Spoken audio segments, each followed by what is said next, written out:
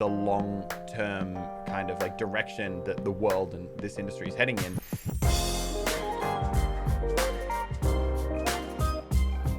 What's up, guys? Welcome back to Watchtime Podcast. Elliot and I are going to spend the episode today reflecting on the year that was. It has been a bloody insane year, to say the least, I think, for literally everyone. And I think for us, it's been a year that's been very full, both personally and professionally, and it's been cause for a lot of reflection. So today we're going to talk you through some of our biggest learnings of the year. But first of all, Elliot, how was your week? Good. Week's been good. I think this stage is always super weird because we're like right before the end of the Fortnite season, right before you get into the next one.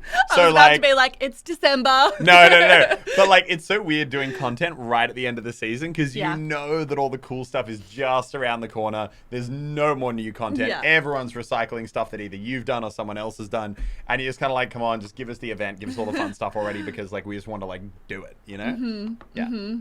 Yeah, well, it's a hectic time of the year for me as well. It's been, I have to say, it's been so nice to be back in Australia. It's so good being with the team. The team in the Click office right now is just stellar. And I feel like December's the best time of the year. It's kind of crazy because I know so many of our audiences in North America where it's like cold over Christmas. Yeah. But for me, this time of the year is just like summer. It's relaxed. Everyone's about to go on holidays. Good vibes. And we've had a couple of like super exciting things pop up over the last week, which are going to mean for a very exciting 2021 as well. So I'm thrilled. I think, yeah. Good end to the year. Bloody good end to a kind of crazy year. It's been it's been a roller coaster of a year, and I think that's why we wanted to talk about basically learnings this year, kind of realizations, reflections, how like the pandemic has changed specifically, I think the world that we operate in, and I'm guessing a lot of people listening to this do. Because I think it's been obviously a lot of bad parts and a lot of bad things that come from coronavirus, but also a lot of interesting... A lot of silver linings. Yeah, a lot of silver linings and a lot of learnings. And I think, it's nice to be able to sit here. I mean, we're lucky being in Australia at the moment. We're so lucky. Because I think in every... Is it the whole country at this point? We haven't had one locally transmitted case in a month. Yeah, it's actually nuts. Crazy. And like the whole rest of the world, obviously, I was in Canada for 8 months this year, and we have so many friends in the US and the UK where obviously things are really tough right now, so we are sending our love for sure, but gotta say, happy I'm not there. It's nice to be able to go to a pub at a restaurant. Oh my God, it's actually insane, and like no masks, it's... Wow. We are blessed. Different worlds. The island country. Oftentimes, like during other years, we'll be like, oh, it's kind of a pain to be in Australia. We're kind of separated from the US, which is where so much of the work and the industry is that we're in.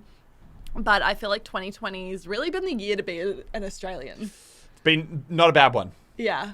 Okay, so maybe let's jump into our first learning. We've got 5 for you guys, and they're kind of Some are bigger than others. Some are bigger than others, but all 5 have been important.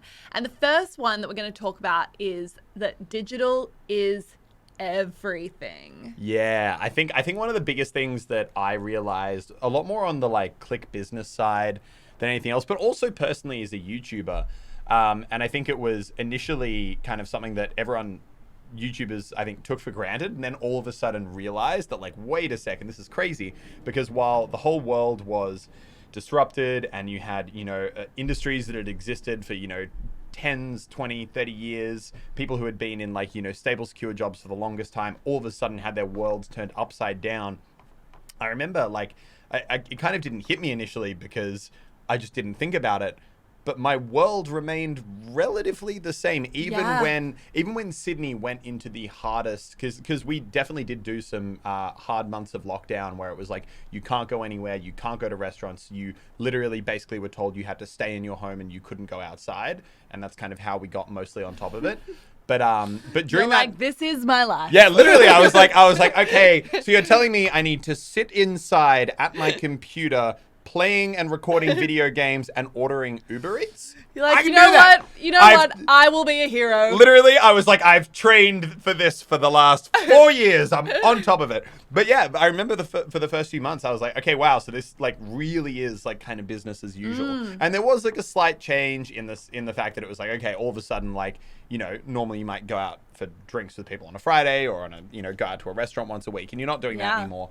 But at least in a work sense, it was really business as usual for me. Totally. And an incredibly resilient industry as a whole. Yeah. Like, I think for sure, everyone working on YouTube and gaming specifically, all the kind of content that these people are creating are very pandemic proof, and fingers crossed, touch wood, hopefully we don't need to have 100% pandemic proof industries going forward. But I think it's definitely been a year where the world has also woken up to the fact that working with people in these industries can really be really beneficial.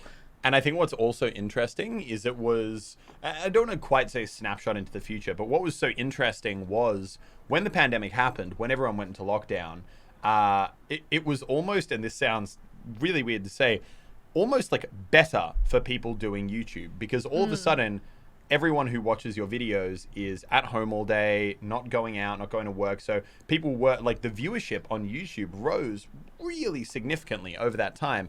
And I think that the way a lot of people interpreted that was in terms of like the long-term kind of like direction that the world and this industry is heading in is, okay, sure, like that's an indication that when people are stuck at home, they watch more YouTube, obviously. But I think a lot of people also see a general trend over time where we are becoming a more digital society. We are working more remotely. Totally. We're working more at distance. So what happened during the coronavirus pandemic with people stuck at home and really kind of brought digital to the forefront was almost, I think, what a lot of people interpreted as a snapshot of 10 years into the future. Like, we will be working more remotely. More people will be running stuff over Zoom. You won't be coming into the office as much. People will be at home more. Yes. And people will be bringing that digital media consumption way more to the forefront. Yeah, I think for me, there's like two main things. It's like entertainment. People's homes are becoming their entertainment centers. Like, I think this year for sure showed that like people aren't going to movie cinemas. They're not going to live sport. And how can we adapt and create entertainment industries that work for people wherever they are? This is kind of like a whole thing. I could talk about this for hours, and I'm pretty sure I have with people before. But, the cities are becoming more and more expensive places to live. Like, Sydney is an insanely expensive city to live in, as is LA, New York, all these places where businesses have big offices. And I think what that limits is also the fact that you're limited in terms of the talent and the people that you can bring onto those business if you're needing to hire people that are actually in those cities.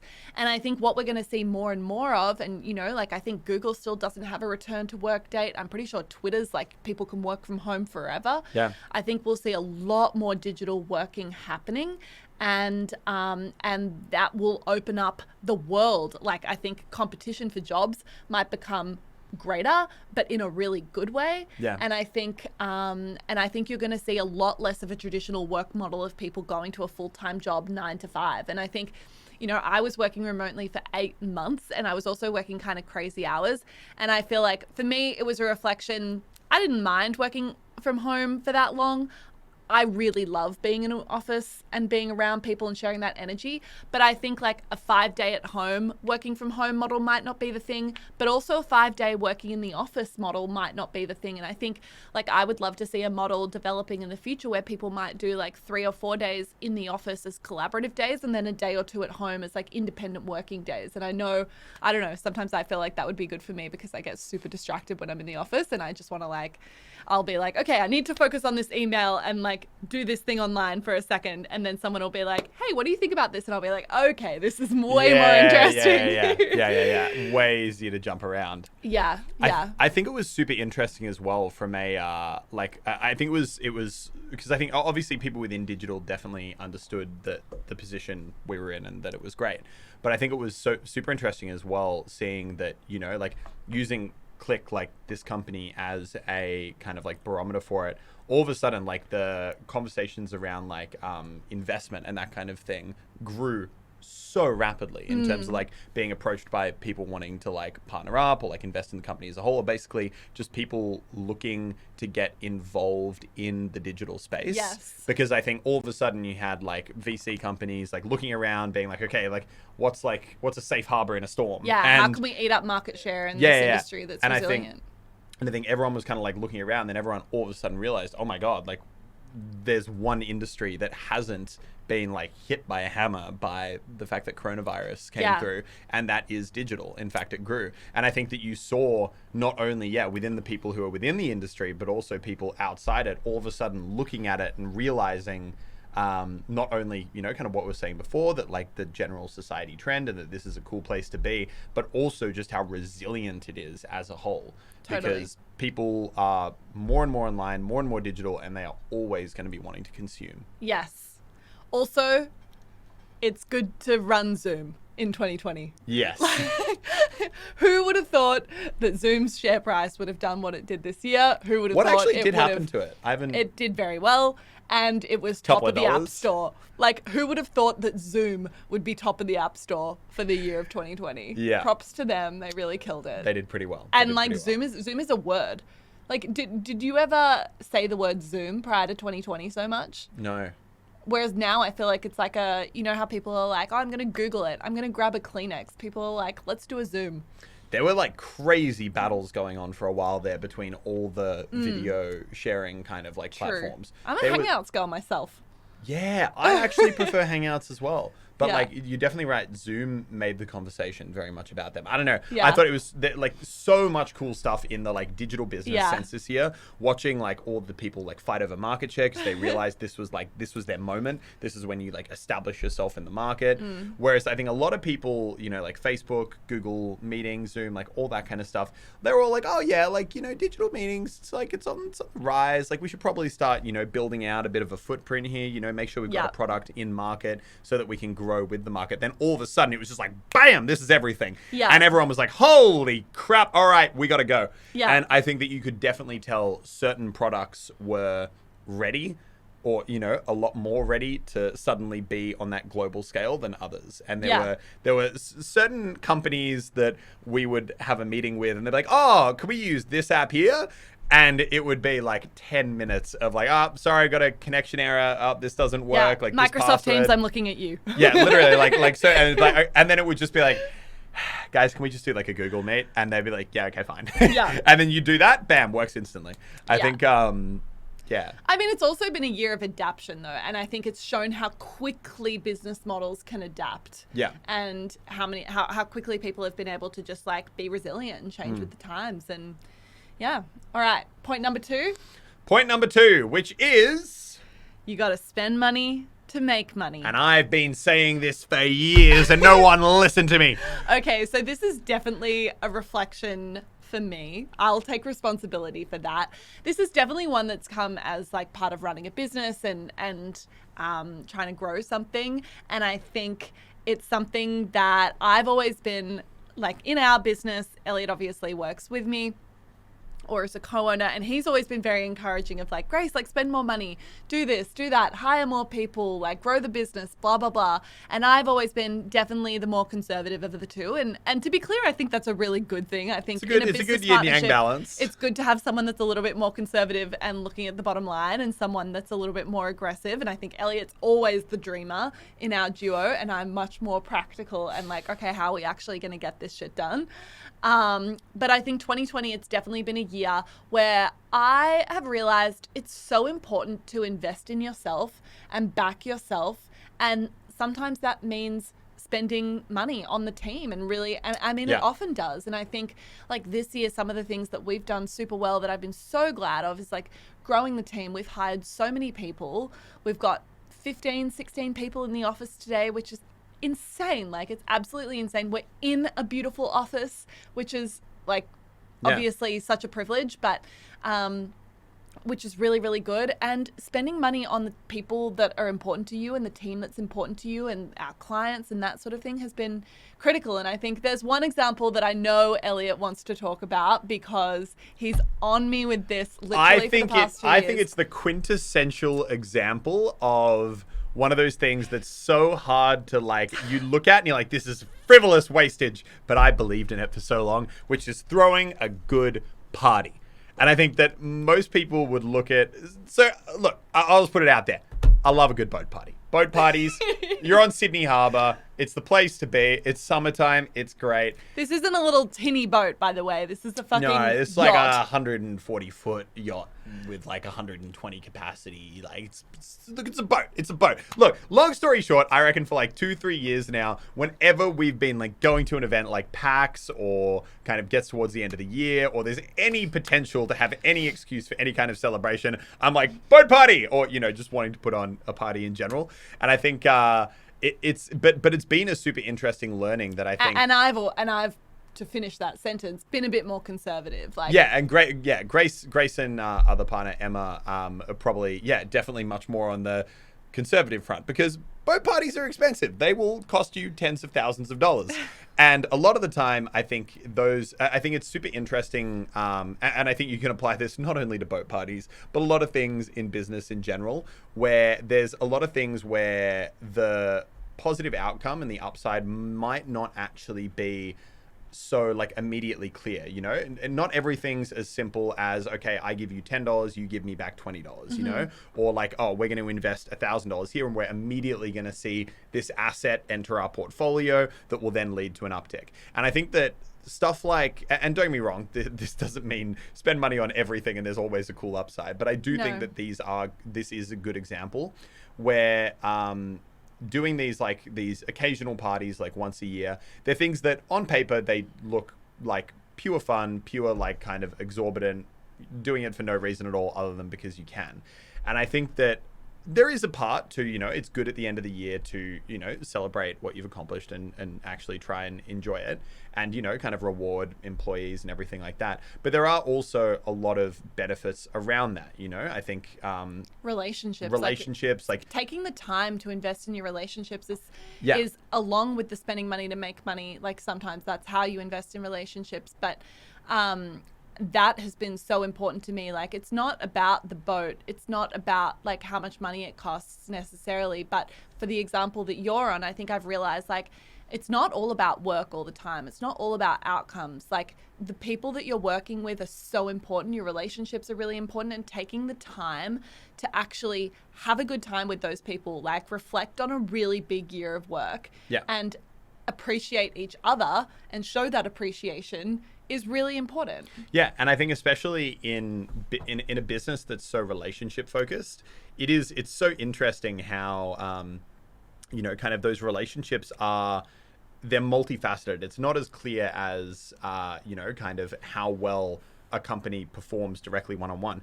For example, I think there's a lot of people who, you know, you could go and source them a $20,000-$30,000 brand deal, and you could bring it to them and be like, hey, got you this brand deal, like, this is cool. And they'd be like, oh, okay, like, cool, thank you. Like, you know, like that's fine. But then you could get them like a $100 custom t-shirt made.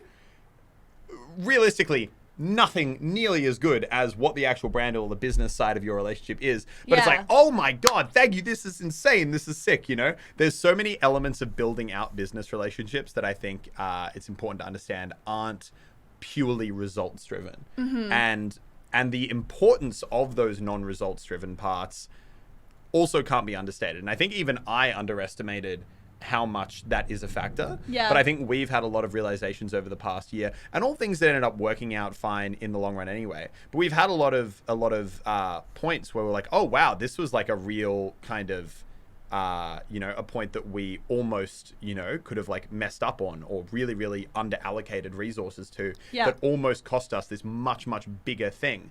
And the fact that there would be like this one part we'd underallocated to I'm trying to stay vague here, could mean that we could have like lost a much, much larger opportunity, even though we were definitely outperforming on the metrics where a business would normally think it counts. There are still areas that are a bit more intangible. And I think that, once again, there's a lot of other ways you can use the spend money to make money example. But boat parties, they're a good one. More boat parties. But I think, for real, it's also just such a like lovely thing to be able to invest in your team and grow your business. And it's backing yourself as well. And that, to me, is it's something that adds to your confidence. It's taking a long-term view of yourself and what you're capable of and what your team's capable of.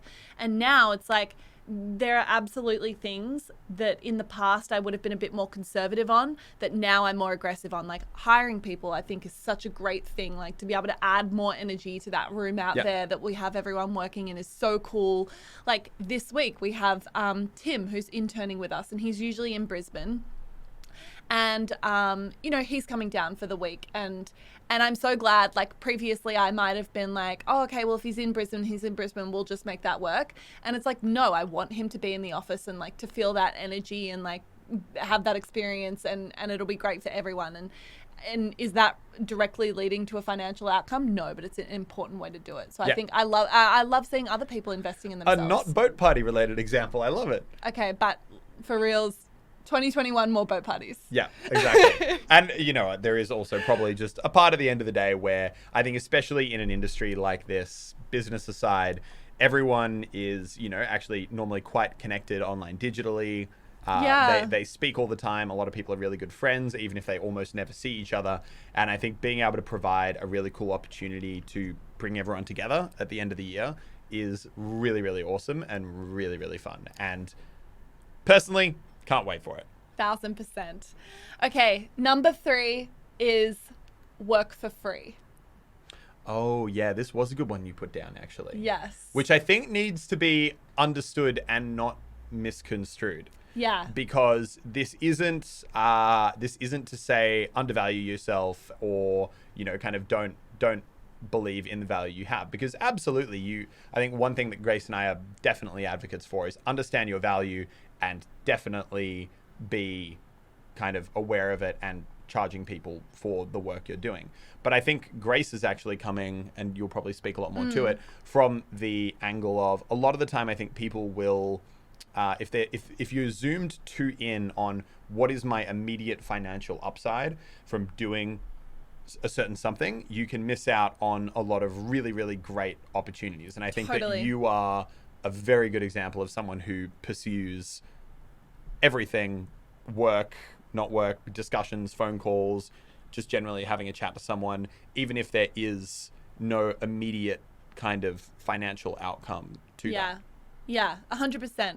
I think it's so important. And I think when I say, I think my point would be more around like why you should work for free, even though you shouldn't always actually work for free. But I think for me, it's more around being relationship focused and taking the longest view in the room and not always thinking about how you're going to get a quick financial outcome out of something, or only taking opportunities where you see that. And I see this from like a really like young side of the spectrum to really, really experienced people in the industry. And on the young side, I think, I get a lot of job applications in my inbox every week. I see so many kids on Twitter saying that they want to be thumbnail artists or editors or whatever. And then oftentimes what I'll see is a lot of young people saying like, people will be like, oh, submit a thumbnail.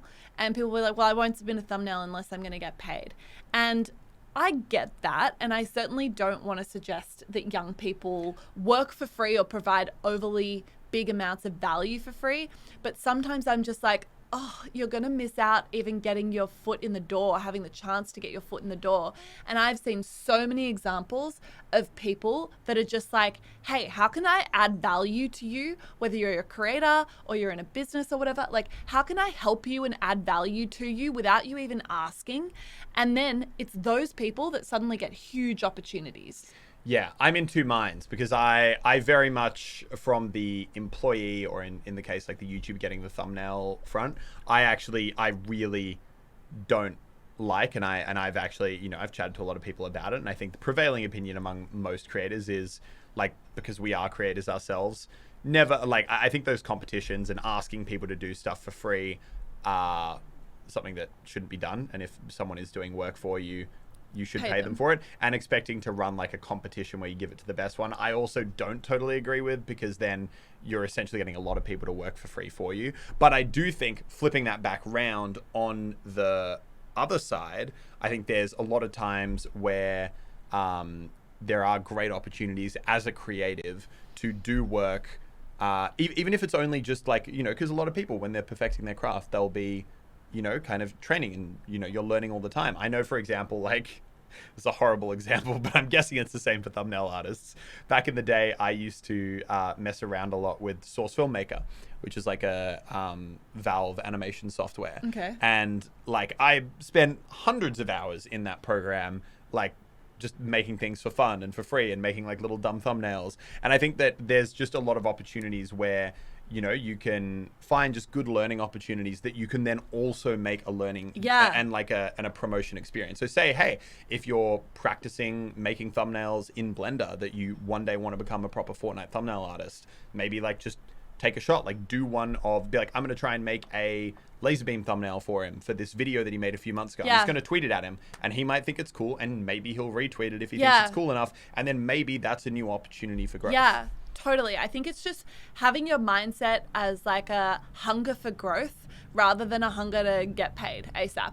And I think the people that are hungry for growth opportunities and that are constantly just looking for opportunities where they can put themselves in a spot where they're going to learn something or they're going to form a relationship with someone really cool that they look up to, that is so much better. And I guarantee you, I promise you that sometimes taking that longer view will get you far, far further. And I think even me, like I had some examples this year of opportunities where I was like, oh, is this worth my time? Like I have a lot on my plate. Like this might be cool, but am I actually going to get anything out of it? And I took them anyway, because I was like, no, this is going to be a great learning experience. And they've ultimately completely paid off. Yeah. Like some of the opportunities around, I'm not sure if we've discussed it on the podcast. Oh, we mentioned it last week that we're now working with Facebook to implement Facebook gaming in Australia and New Zealand. And that was actually, you know, an opportunity that when we first heard about it and had the opportunity to pitch for it, basically, I wasn't sure. I was like, oh gosh, this is going to be a really long pitching process. It's going to involve a huge amount of work. I don't know if the potential upside is worth it. And we've done it. And absolutely, that was the best decision we could have made in that situation, 100%. And sometimes it's just worth it to do things because you know you're going to learn something or meet people. Yeah, and I think another good example that's quite clear is I think you and I have a lot of people, you know, who are either friends of friends or somehow get in contact who will occasionally just say, hey, like, you know, we don't really know each other, but I'm kind of getting involved in the like gaming digital space. Any chance you've got time to catch up for lunch and just kind of, I can like chat through some stuff with you and basically just get our advice, feedback and thoughts. And a lot of the time when that kind of stuff's teed up, it's sort of like, oh, okay, like literally we're just having lunch with someone. We're going to give them a bit of feedback, some ideas, some thoughts, and kind of help them out with whatever they're doing. Yeah. There is no we're not getting paid for that advice, but you do it anyway. And then there have been a few of those conversations that we've gone into with zero expectation of having any kind of outcome, and then they're kind of like, wow, this is like really, really great, love what you're talking about, like, do you want to help get involved in the project? And then really, really cool opportunities come out of that.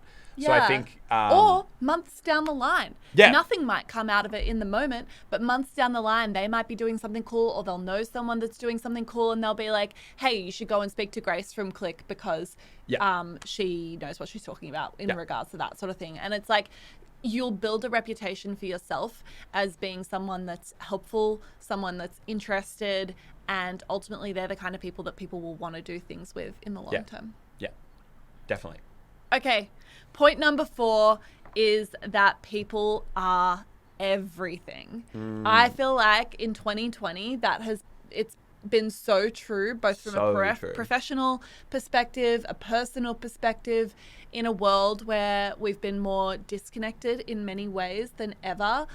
Having the people around you that you trust, that you care about, has never been more critical.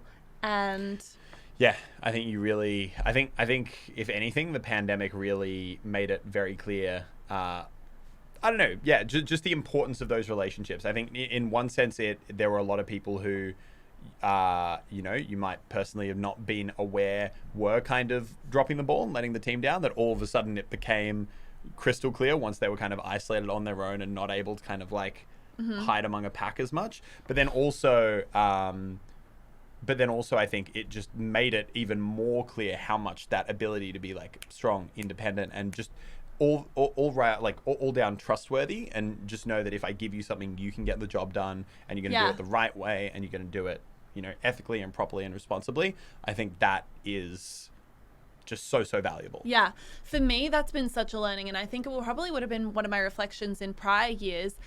One of my reflections might have been to just take everything you can get. And I think when you're starting out in your career in the first few years, that's definitely good advice, is don't be too picky. Don't think about don't think about it too much. Just take all of the opportunities you can get.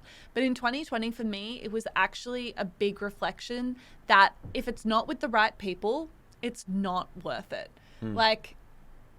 You just need to be surrounded with people that you truly trust, that share the same values, that have integrity, that have that shared value system, and that you can count on them and they can count on you.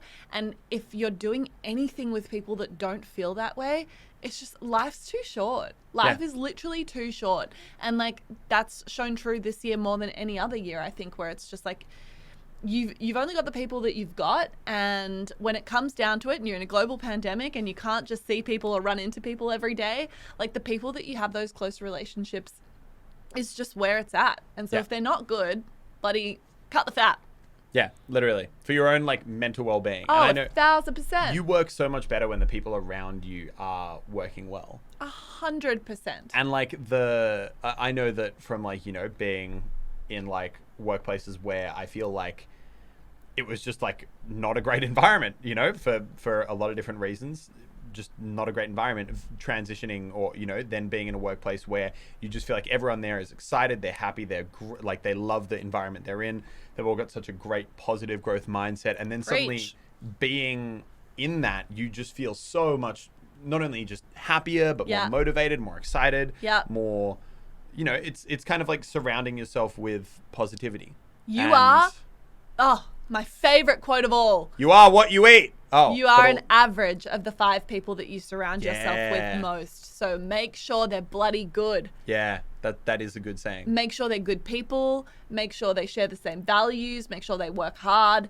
They will rub off on you. If you're surrounded by lazy losers, you'll be a lazy loser. I think that is one of the most true sayings, though, that I've ever heard. And I think a lot of people underestimate how true that is. So true. I think about myself academically, even during school, and I can literally plot my academic performance based off who I was friends with at the time. Yes. It was not a coincidence that I got put in a 2-person study with Dan Lee, the smartest kid in the school, and then all of a sudden I went from being a C grade student to an A grade student. Shout out Dan Lee. Shout out to Dan Lee, my boy. Went to Oxford. Don't know. We've got to catch up with that guy. He did go to Oxford. I think he's back in Korea now. But anyway, Dan Lee. Shout outs to that guy for my entire work ethic. Probably never going to hear this. Yeah. But respect. Be picky. Do a little sense check. End of 2020. Who are the 5 people that you're surrounded with most? Are they the kind of people you would want to be like? Because I guarantee you, you're going to be like them. Yeah. So make sure you are. Make sure they are. Okay. And point number 5, our last reflection for the year is take the longest view in the room. Yes. That's a good one. Don't be short-sighted. Yes. Think about the long game. That could be really, really hard. Life sometimes. is long, and you know what? Relationships are really long as well. Business relationships go for such a long time. Yep. And I think that you are young and life is long. Yep, you are young. Damn, that's good. You are young and life is long, and I think that someone write that on a t-shirt. But I think once again that goes back to the theme of what we were saying before around work for free. And once again, I just because I know it is a sensitive topic within the creator community in general, don't want people to think we're saying that if YouTubers tell you to make thumbnails for them for free, you should do it. If anyone's profiting off your work, you should get paid for it. Just want to do a quick rewind there. But also, I think that that it really does go take the longest view in the room is that just because something isn't the quickest, fastest way for you to make cash in the short term doesn't mean that it is ultimately not the best way to build your career. And a lot of the time you will see people make missteps just because they get a bit greedy and they compromise what they probably should be doing to try and just go cash, need it now. And then in the long run, it might lead to burnt relationships or just ultimately compromising what otherwise would have been a really great kind of like trajectory path you could have been on. Yeah. I think for me, there's definitely been a number of situations this year where I've really had to reflect on the value of integrity. And I think integrity is a word that people throw around all the time. And, you know, prior to 2020, I would have obviously said that I feel like I have integrity and that's a value of mine. But I think until you're in some situations where it's tested, it really forces you to reflect on what that actually means and what are the behaviors that go along with that. And sometimes you can feel really tested or misunderstood or compromised or feeling like, oh, well, this person's doing this, so I have to do that too. And you really don't.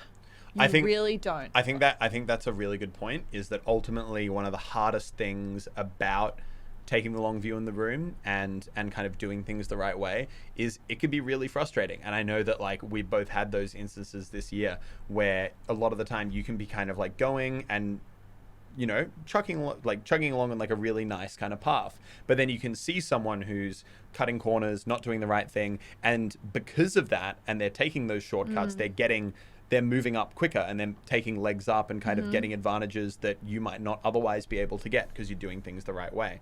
And I think you can feel compromised. You can feel compromised, and it can really, really almost feel like a race to the bottom. Yeah, and like almost like an arms race of kind of, you know, compromising yourself and feel like, okay, well, like that person did that, so now I also need to do that because otherwise that person's gonna, and they lied about this, so I need to lie about this to counteract the fact that they did that. And it can be so hard to just sit there, bite your tongue, and be like, no, I'm gonna stay doing what I'm doing. I'm going to stick on the right path and I'm not going to do any of that. And it can be so hard because a lot of the time it's not immediate, and doing that kind of thing can work out for people for a little while. But I feel like in almost all circumstances, doing it the right way and doing what you said, taking the long view in the room, will always bring you out ahead at the end of the day. I think so. I really think so. I think this year's shown me that for sure. I think, as you said, it can be really tough because you can feel misunderstood, or it can feel not fair, and you can have these reflections of being like, oh, why is this person doing that, or it's not fair, or they don't deserve this, or I don't deserve this. And I think you need to do what is aligned with your values. One, so that you can feel proud of yourself in the moment. Two, I try to think about what would I say to a younger version of myself? Like, what would I be doing that would make my younger version of myself be proud? And three, the truth always comes out in the end. And doing the right thing over a long period of time will put you in a better place. I promise. I promise you. Yeah. I was going to say, no, I just think it's a cool theme of what I think this whole talk is boiled down to, which is just really that I think relationships in 2020. I think that's what I've learned more than anything. I think it's what you were saying, the whole point of working for free, taking opportunities and building relationships with people where there might not immediately be an upside, but focusing on people that you know are, you know, potentially in the long run great to have. Yeah. And then to employees, making sure that those employee relationships and the people you have around you are the people that you want to have on your team. You know, you are the aggregate of the people around you. I think that's another really, really good one. And then I think, then following through on that, doing, you know, kind of like the right thing and making sure that the way you act is going to be building out the relationships with those around you is ultimately what's going to leave you in the best place as well. Because I think at the end of the day, people, you know, kind of over a long period of time, once again, everyone's careers are long. hopefully. Yeah. like your career is a very, very long time. And I know for a fact from like talking to like our mum and like other people I know who are now like at the later stage of their career, that like they have people even now who are like, oh yeah, like we worked together back when we were like at 25 and it was great because of X, Y, and Z. And now because of that, even in your 30 years down the 30 track. years later, those are still the people who are going to be like, I want to work with that person because I know how that person goes. I know what they do. I know how they work. I know that that's the kind of person I want to be partnered up with. Yep. And you know what I regularly think about is Scooter Braun did an interview once where he was saying that when he first made the 30 under 30 list, he was obviously super young.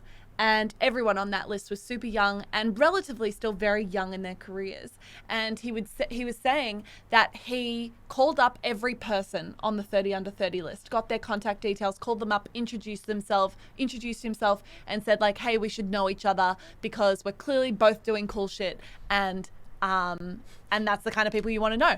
And 5-10 years down the track, those people, your peers right now, are the people that you're going to be doing really cool stuff with in 5 to 10 years.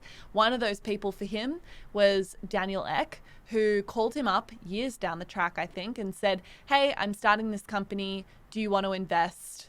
That company was Spotify. And look at that. Didn't get anything from that phone call in the short term, but it worked out in the long run. Exactly. Play the long game. Play the long game. Relationships are key. That's Relationships the lesson. are everything. And you know what? I think you can make missteps, and I think that a lot of people, you know, like you're never going to be able to preserve everything and do everything right. And obviously, you're going to make mistakes along the way. Totally. And you won't be able to keep everything perfect. And, you know, at the end of the day, everyone's human. But I think all you can do at the end of the day is, I think if you go into things with that mindset of making relationships your first priority and kind of short-term kind of benefit your second priority, I think that will ultimately put you in the best place in the long run. Yes. Preach it. Amen. Preach it. And I'm grateful for you as a relationship in my life, lovely. Elliot. This is such That's a wholesome, 2020 what a reflection. wholesome end to the podcast. Oh, bloody hell. We've still got a few weeks left of 2020, so we're not done yet. Yeah, you're not quite rid of us. Yeah.